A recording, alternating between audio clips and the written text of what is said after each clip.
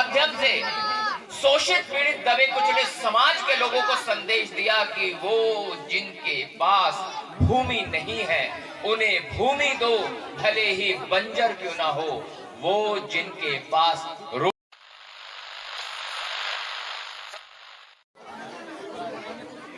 कारुणिक तथागत भगवान गौतम बुद्ध जी के चरणों में नमन करते हुए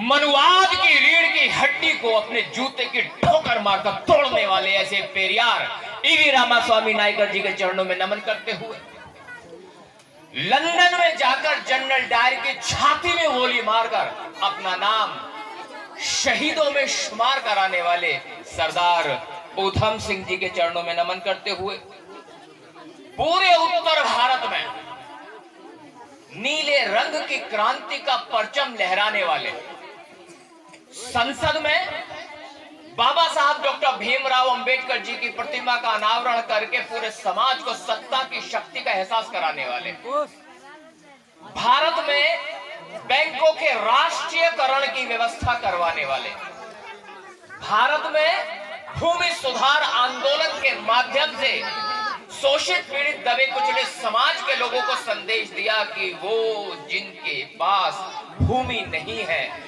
उन्हें भूमि दो, भले ही बंजर क्यों ना हो। वो जिनके पास रोटी नहीं है उन्हें रोटी दो, भले ही सूखी क्यों ना हो। ऐसे महामना महापरिनिर्वाण प्राप्त बोधि सत्व बुद्ध प्रिय मौर्य जी के चरणों में नमन करते हुए और ये जो छितरा हुआ समाज है, तेली तमोली खटीक धीवर चूड़े चमार हीर महार लुहार और हजारों जातियों में बटे हुए इस समाज को बहुजन समाज नाम की माला में फूलों की तरह सहेज कर रखने का काम करने वाले ऐसे महामना महापरिनिर्वाण प्राप्त मान्यवर साहेब काशीराम जी के चरणों में नमन करते हुए संत शिरोमणि गुरु रविदास जी के चरणों में नमन करते हुए संत शिरोमणि कबीरदास जी के चरणों में नमन करते हुए समाज में पैदा हुए समस्त संत गुरु वीर वीरांगनाओं के चरणों में नमन करते हुए पूरे विश्व को विश्व का सबसे बड़ा लिखित संविधान देने वाले, पूरे विश्व को विश्व का सबसे बड़ा लोकतंत्र देने वाले, पूरे विश्व को विश्व का सबसे बड़ा गणतंत्र देने वाले, इन युवाओं को रोजगार मिलता रहे उसके लिए रोजगार कार्यालयों का निर्माण करवाने वाले, जब नौकरी मिल जाएगी और रिटायरमेंट होगा तो उसके बाद क्या होगा, ऐसे में भविष्य निधि की व्यवस्था करवाने वाले, पेंशन की व्यवस्था कराने वाले, वो मेरी माताएं बहनें जो प्रसूति अवकाश लिया करती थी उनके लिए प्रसूति अवकाश की व्यवस्था कराने वाले, हीराकुंड बांध का निर्माण करवाने वाले, भारत की आर्थिक रीढ़ की हड्डी का निर्माण करने वाले, अर्थात रिजर्व बैंक ऑफ इंडिया की परिकल्पना डॉक्टर अंबेडकर ने की थी इंपीरियल बैंक के थ्रू।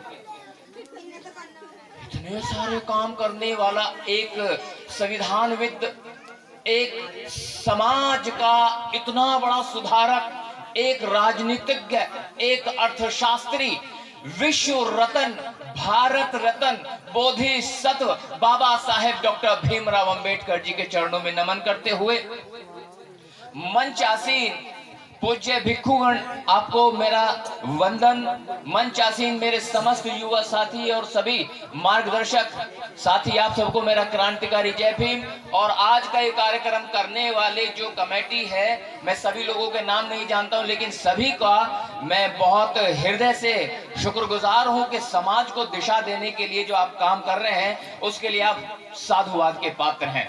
और मेरे साथ सभी लोग क्रांतिकारी जय भीम कुछ ऐसे बोलेंगे, दोनों हाथ ऊपर कर लो, दोनों हाथ सबके साथ मेरे साथ बोलेंगे जय भीम, जय भीम, जय भीम।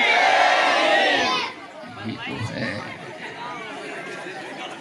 जय भीम की आवाज से जब जय भीम की रवानी नहीं होती, जिस हलक से जय भीम का उद्घोष ना निकले वो जवानी जवानी नहीं होती।